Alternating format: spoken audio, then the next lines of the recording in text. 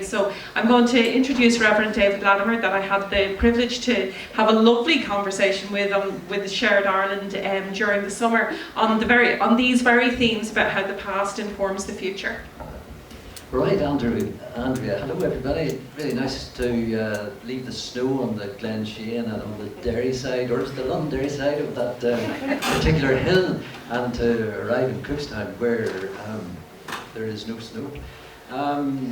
I think this is a very timely conversation that we are privileged to engage in.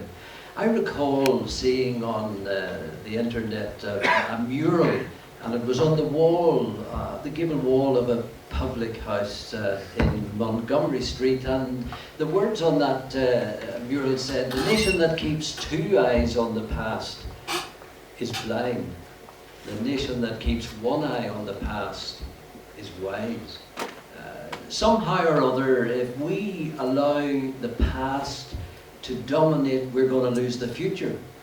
And there are multitudes of young people who are going to look back and they're going to ask us, why did you not think outside the box and look towards the future? Kofi Annan is on record as saying, sadly he's passed, but he said, young people are the lifeline of any community. If that lifeline is severed, that community will die.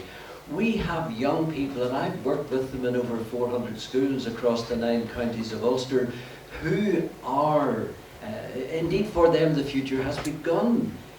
And I think I'm recalling one of their messages, 25 words on a pledge that we have on a tree, on a galvanised metal oak leaf in Everington Square, and it says, if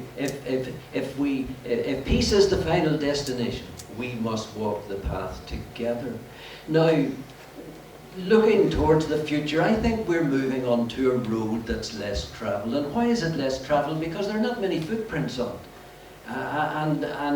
And there's no map to take us forward. But Martin Luther King says something that just resonates with me.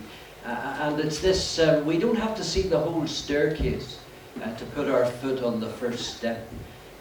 Because you know something, as a unionist, I'm happy to enter into discussions and to encourage the Protestant unionist, loyalist community to join in discussions that are going to chart out the future. I think we need to come together at the forge of change, and without fear.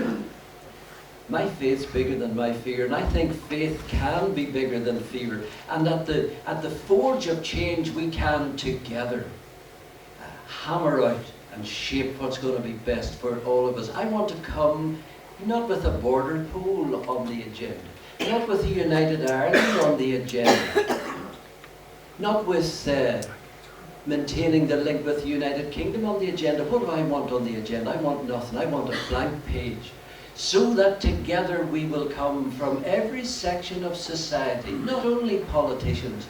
Martin McGuinness used to say to me, "David, you know, we can't do it all." He was an honest man, courageous to make that statement, and none of us can do it all. But as Mother Teresa once said, you can do what I can do, and I can do what you can't do, but together we can make a difference. And I think if we start off on the basis that we are going to get around the table, away from the media, and begin a discussion and bring in a different dynamic, not coming with a list that amounts really to complaints one about the other, but designed primarily to get to know one another, to build up trust, rather than looking for a set of outcomes. This is a long journey.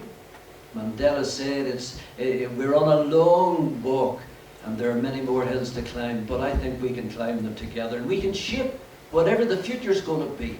That will be a place where we will see it, the kind of place in this country of ours that will be the best place to spend our lives.